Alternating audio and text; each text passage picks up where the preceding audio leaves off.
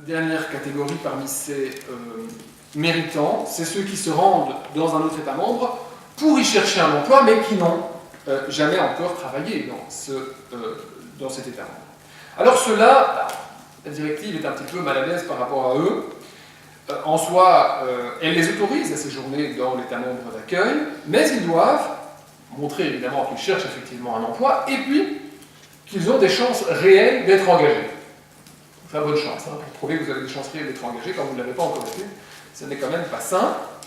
Et ces personnes-là ne peuvent pas bénéficier des prestations d'assistance sociale, mais par contre, elles doivent pouvoir bénéficier des aides visant à faciliter leur accès au marché du travail. Donc là encore, on voit la logique. Il s'agit de ne pas fermer la porte aux citoyens les plus volontaires, prêts à consentir des sacrifices importants pour rentrer sur le marché national de l'emploi, mais par contre, ceux qui demandent une aide sociale minimale pendant leur recherche d'un travail, eux, peuvent se voir éconduits et éventuellement priés de quitter le territoire national.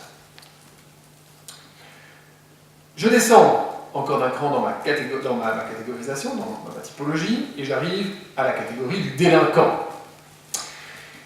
C'est la catégorie qui renvoie à l'idée d'une transgression volontaire, une transgression délibérée des obligations civiques, et transgression évidemment dont la gravité appelle une sanction proportionnée, donc une sanction relativement importante, qui ne consiste plus simplement ici à priver le citoyen étranger d'un accès aux prestations sociales, mais bien de procéder immédiatement à son éloignement. C'est vraiment le cœur de la libre circulation ici qui est touché.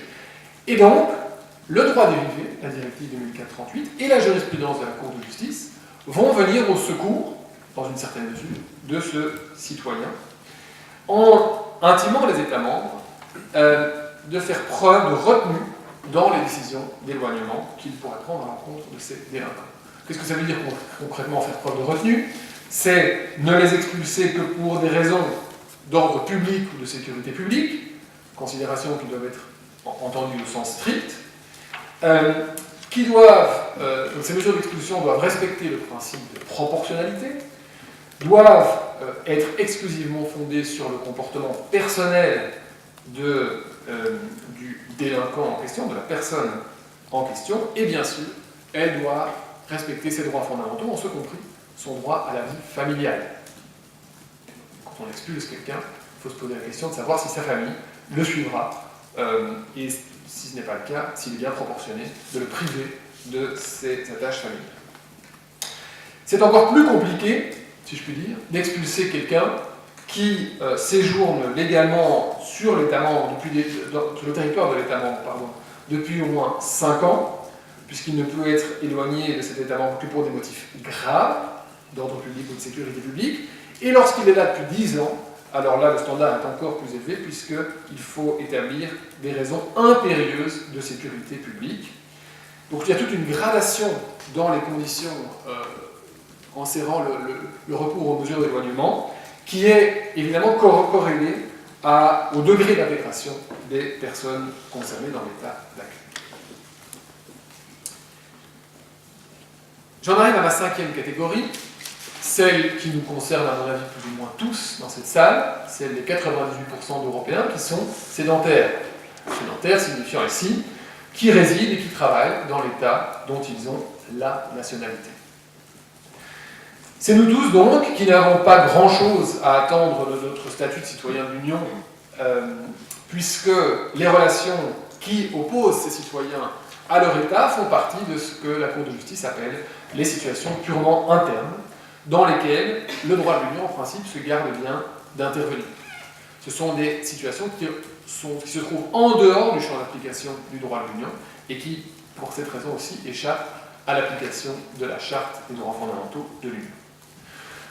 Ça, c'est la jurisprudence classique, mais vous savez qu'elle a connu une petite inflexion avec le fameux arrêt Ruiz-Zambrano, qui est un arrêt important, puisqu'il nous apprend que leur statut de citoyen européen prémunit néanmoins ces citoyens sédentaires contre tout acte de leur État qui viendrait les priver de, je cite la Cour, la jouissance effective de l'essentiel des droits qu'ils retirent de leur statut. Et vous savez comment la Cour a interprété cette position de principe. Elle considère qu'un citoyen ne peut pas se voir de facto obligé de quitter le territoire de l'Union européenne au motif que, pour la raison que des personnes qui lui sont chères, des personnes dont il dépend matériellement, sont expulsées du territoire. Dans l'affaire de Zambrano, les parents ne sont pas des ressortissants européens, ils se voient signifier un ordre de quitter le territoire, les enfants, eux, sont européens, ils sont belges, et le fait que leurs parents soient obligés de quitter le territoire va, ipso facto, évidemment, aussi les forcer à quitter le territoire. La Cour dit non, ça ne va pas, on ne peut pas les priver de ce droit inévitable et de ce droit évident, inhérent à la citoyenneté européenne, qui est de résider sur le territoire dont on a la citoyenneté. Bien. Alors, vous le savez sans doute aussi, cette avancée jurisprudentielle a suscité beaucoup d'enthousiasme et beaucoup d'espoir dans la société civile, espoir très vite douché par les arrêts qui ont suivi, dans lesquels la Cour a établi que seuls les cas de dépendance matérielle absolue étaient visés par cette jurisprudence Zambrano. Donc pas question, par exemple, pour une citoyenne européenne de dire « oui, mais moi je suis forcée de quitter le territoire parce que mon mari ne peut pas y entrer ». Bon non, vous pouvez vivre de manière séparée, les chats ça existe, il n'y a pas de problème, Skype ça existe. Idem pour un enfant qui vit déjà avec un de ses parents, dont l'autre parent voudrait rejoindre. A priori, ce n'est pas nécessaire de vivre avec ses deux parents, s'il y en a un qui est là pour subvenir aux besoins. Voilà la jurisprudence un petit peu cynique à laquelle nous avons, en tout cas nous avions affaire, je vais y venir dans un instant. Une jurisprudence qui montre une Cour relativement peu sensible, me semble-t-il, à la détresse humaine consistant à être séparé de ses proches, et qui réserve l'intervention du droit européen au seul cas de dépendance matérielle. Donc on voit de nouveau ici le tropisme socio-économique de la Cour de justice, qui ne voit dans le citoyen européen, ici encore, qu'une bouche à nourrir, et non pas un cœur qui bat. Presque lyrique ici. Ce qui est intéressant, c'est que dans la mesure où ces personnes se trouvent hors du champ d'application du droit de l'Union, elles ne peuvent pas invoquer non plus le droit au respect de la vie familiale consacré par la Charte. Donc les droits fondamentaux ne lui sont non plus d'aucun secours, et le ressortissant non européen, lui, ne pourra être admis à rester sur la base de cette jurisprudence que pour autant qu'il montre qu'il contribue effectivement à nourrir, au sens propre du terme, un citoyen européen qui sans lui tomberait dans l'indigence. Alors, je dois nuancer ce propos entre le moment où j'ai fait cette contribution et le moment où je la présente aujourd'hui est tombé un arrêt important, l'arrêt Chavez-Vilches, qui est un arrêt qui oblige les États membres à avoir égard au développement émotionnel de l'enfant européen et aux liens affectifs qui l'unissent à son parent ressortissant d'un État tiers. Donc, il semble qu'aujourd'hui, mais ça reste à confirmer dans les arrêts ultérieurs, on sait que la jurisprudence est parfois erratique, il semble aujourd'hui qu'un enfant puisse avoir droit, si je puis dire, à rester, dans ce cas-ci par exemple, avec sa mère, ressortissant d'un État tiers, quand bien même son père, qu'il ne connaît guère, serait en mesure de l'accueillir sur le territoire européen, de subvenir à ses besoins. La Cour dit non, mais quand même, il faut quand même avoir égard au lien affectif qui s'est tissé avec la mère. Bon, vous avez dit, c'est la moindre des choses, mais ça va quand même mieux en le disant. Et par ailleurs, sur un plan purement juridique, il y a une véritable avancée dans cette affaire, c'est que pour la première fois, mais là c'est un peu technique, pour la première fois, la Cour reconnaît que la violation potentielle d'un droit fondamental, ici le droit à la vie privée et familiale, peut en tant que telle être constitutive d'une privation de l'essentiel des droits inhérents à la citoyenneté européenne. Donc, il ne faut plus un lien de rattachement avec le droit de l'Union européenne avant de pouvoir invoquer une violation d'un droit fondamental. La violation du droit fondamental constitue en elle-même un lien de rattachement. Donc il y a là potentiellement une ouverture énorme. Je demande à voir ce que la Cour va en faire. Je ne suis pas sûr que tous les juges aient pris conscience de ce qu'ils ont écrit dans cet arrêt. On verra. Cette jurisprudence confirme par contre, je mets ici entre parenthèses cet arrêt de Chavez-Vilches, une hiérarchie, je crois, entre donc, les deux types de citoyens dont j'ai parlé. D'une part, les citoyens travailleurs consommateurs qui, eux, voient la protection de leur vie familiale entièrement assurée par le droit de l'Union européenne. Quand bien même ils commettraient une infraction, toute décision d'éloignement ne pourrait être prise que dans le respect de leur vie familiale. En revanche, les citoyens sédentaires, eux, ne voient a priori pas ou très peu leur vie familiale prise en compte. On parle dans Chavez Vilches des enfants, on ne parle quand même toujours pas, par exemple, des conjoints ou des partenaires.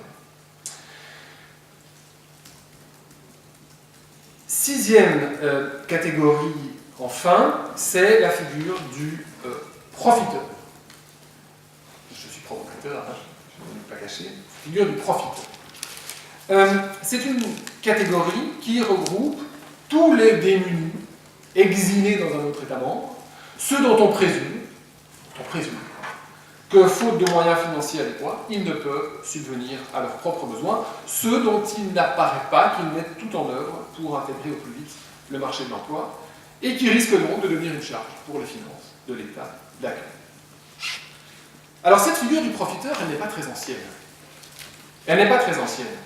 Les premiers arrêts portant sur l'accès à des prestations sociales de la part de ces citoyens sans argent, rendus au tournant des années 2000, témoignent d'une certaine bienveillance de la Cour de justice. Ce sont, pour ceux qui les connaissent, les arrêts Martinez-Sala, Trojani, etc., qui mettent en scène des citoyens en délicatesse avec les conditions de séjour fixées par le droit dérivé, mais dont la Cour considère néanmoins qu'ils doivent être traités de manière non discriminatoire, eu égard au fait qu'ils résident légalement sur le territoire national. L'arrêt Bidart aussi, que vous connaissez peut-être, prolonge cette jurisprudence plutôt généreuse, mais lui donne déjà une première réflexion. Donc c'est dans cette affaire Bidart. Cette affaire Bidart concerne un étudiant français qui vit au Royaume-Uni depuis un certain nombre d'années, qui veut y entreprendre des études universitaires et qui sollicite un prêt pour financer ses études. La Cour de justice considère qu'il doit pouvoir bénéficier de ce prêt au même titre que ses camarades britanniques, mais en même temps, elle reconnaît le droit pour l'État en question d'exiger un certain degré d'intégration dans l'État d'accueil, un lien réel aussi. Et donc, ce faisant, la Cour valide, je ne dis pas qu'elle a tort de le faire, mais elle valide en tout cas une certaine méfiance des États, déjà exprimée à l'époque par le législateur européen, à l'égard de ces citoyens profiteurs dont on présume qu'ils se sont expatriés dans ce but de bénéficier d'un soutien financier plus substantiel que celui auquel ils pourraient prétendre dans leur état d'origine. Donc c'est le début du tourisme social dont on parle beaucoup aujourd'hui. La pente vers plus de sévérité est ainsi amorcée. Elle va être alimentée par toute une série d'arrêts qui vont suivre. Il y a d'abord l'arrêt Forster, dans lequel la Cour reconnaît que ce degré d'intégration, la preuve de ce degré d'intégration peut être subordonnée à une condition de séjour de 5 ans, alors que dans l'idéal c'est 3 ans, de 3 à 5. La Cour valide ce faisant cette condition de 5 ans qui est prévue par la directive 2004-38. Et puis, il y a la litanie des arrêts bien connus, qu'on a connus récemment, les arrêts Dano, Alimanovic, Garcia Nieto, Commission contre le Royaume-Uni, qui vient couronner, si je puis dire, cette évolution dans la chasse aux profiteurs, avec Madame Dano, qui fait vraiment figure de l'épouvantail, de l'incarnation même du touriste social, qui non seulement manque à son devoir civique de travail, mais qui en outre, nous dit en tout cas l'avocat général Wathelet, ne fait rien pour pallier cette situation. Dans cet arrêt, la Cour me paraît revenir sur sa jurisprudence Martinez-Sala, puisqu'elle prive la requérante du droit à l'aide sociale, alors même que cette requérante réside légalement en Allemagne. La raideur jurisprudentielle qui ressort de cet arrêt me paraît encore renforcée dans l'arrêt Alimanovic dont j'ai parlé tout à l'heure, et qui met en scène, je le disais, une citoyenne vraiment industrieuse, là pour le coup, pas du tout une Madame Dano, et malgré tout, qui n'empêche pas la Cour de justice d'appliquer de manière scrupuleuse, rigoriste, littérale, le droit dérivé, sans chercher plus, pas comme dans Grzelczyk, à en atténuer la rigueur par le biais du principe de proportionnalité ou de quelque droit fondamental que ce soit. Idem dans Garcia Nieto, idem dans la Commission contre le Royaume-Uni. Donc on voit l'évolution jurisprudentielle, on voit l'évolution législative. Depuis quelques années, manifestement, le vent souffle dans une autre direction. Le groupe des méritants est limité aux quelques cas recensés dans la directive 2004-38, c'est restreint fortement. Ceux qui se remettent en selle dans les plus brefs délais, ceux qui font tout pour retrouver au plus vite le chemin du travail. Quant à la catégorie des profiteurs, eh bien, elle s'accroît en proportion. Elle étend désormais son voile soupçonneux à tous les autres démunis. Ces démunis qui font l'objet de réglementations et de pratiques administratives, on l'oublie trop souvent, de la part des États membres, de plus en plus draconiennes, sous le regard embarrassé sans doute, mais néanmoins impuissant, de la Cour de justice, qui estime qu'elle ne peut rien pour ces personnes qui ne rentrent pas dans le champ d'application des droits de l'Union dès lors qu'elles ne remplissent pas les deux conditions de la directive 2004-38.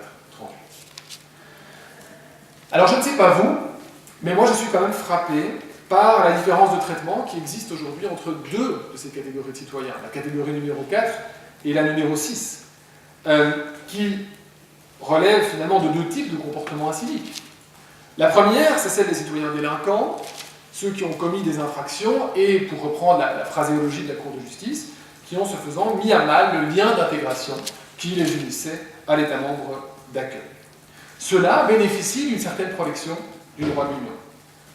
Leurs incivilités ne peuvent pas automatiquement conduire à une décision d'éloignement. Cette décision doit respecter leurs droits fondamentaux, elle doit être proportionnée, etc., etc. La deuxième catégorie, elle, concerne les citoyens qui ne sont pas en délicatesse avec la loi, mais dont le simple crime, si on peut dire, est de ne pas disposer du niveau de revenu jugé nécessaire par l'État d'accueil pour ne pas devenir une charge pour les finances de cet État. Ces citoyens-là, si on lit la directive 2004-38 et qu'on la combine à Dano et à Imanovic, ces citoyens-là ne trouvent aucune aide, aucune ressource dans le droit de l'Union. La présomption d'intégration, dont on a vu qu'elle était si résistante aux infractions, dans le cas de la quatrième catégorie, s'évanouit ici lorsqu'un citoyen européen est considéré comme incapable de subvenir à ses besoins, quand bien même ne réclamerait-il le bénéfice d'aucune prestation sociale. Vous ne réclamez rien, mais on considère simplement que vous ne gagnez pas suffisamment votre vie, eh bien, vous, en tant que tel, vous ne remplissez plus les conditions de la directive 2004-38. Alors, faut-il en déduire que l'indigence constitue aux yeux de l'Union une incivilité plus grave que la délinquance? Je n'irai peut-être pas jusque-là, il y a évidemment de la provocation, mais reconnaissons à minima que le message envoyé aux citoyens européens est relativement ambigu. Et qu'à tout prendre, les États membres qui sont les rédacteurs, les co-rédacteurs de cette directive 2004-38 et les auteurs des législations approuvées par la Cour, qu'à tout prendre, ces États membres accueillent plus volontiers des malfrats prospères que des citoyens vertueux mais impécunieux. Voilà, je conclus. À chaque culture, ses figures héroïques et ses parias. Alors il faut sans doute se garder de toute extrapolation abusive. Je ne me suis basé évidemment que sur un régime spécifique, celui de la libre circulation. Je crois néanmoins que cette analyse en contre-plongée de cette libre circulation, en coupe verticale, peut nous dire quelque chose de ce qu'on pourrait grossièrement désigner comme l'imaginaire européen de la citoyenneté.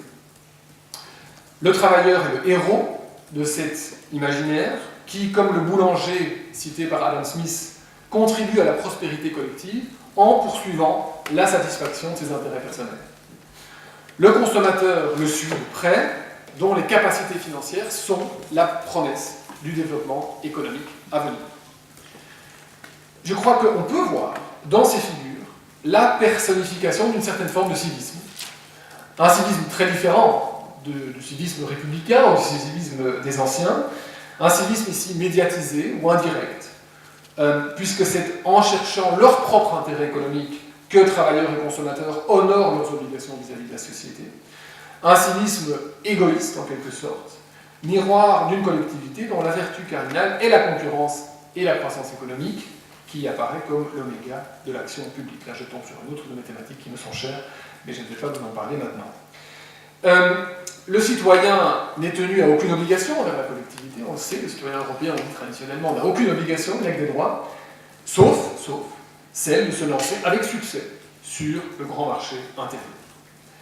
Alors évidemment, dans ce type de projet politique, finalement, ce n'est pas très surprenant que la solidarité ne soit distillée qu'au compte-gouttes à quelques méritants que l'intérêt général, et non pas leur intérêt, commande de sortir au plus vite d'un mauvais pas. Et il n'est pas non plus étonnant que le démuni soit toujours déjà soupçonné d'être un profiteur en puissance et se voit refoulé aux marges du droit, plus insignifiant encore que le délinquant. Alors évidemment, tout ça paraît très, très dur, et donc je dois quand même préciser évidemment que je ne conteste pas aujourd'hui que les États membres continuent de prévoir pour leurs ressortissants des mécanismes de solidarité plus ou moins efficaces. Et je ne prétends pas non plus évidemment que dans nos sociétés européennes, il vaudrait mieux être un criminel qu'une personne sans ressources. Je constate simplement que sous ces dehors techniques, le régime européen de libre circulation cache des options politiques et idéologiques marquées, que ces options sont révélatrices des attentes nourries par les maîtres de l'Europe à l'égard du bon citoyen européen, et qu'elles soulignent, je pense sincèrement, les limites sur lesquelles bute aujourd'hui le projet politique de l'Union européenne elle-même.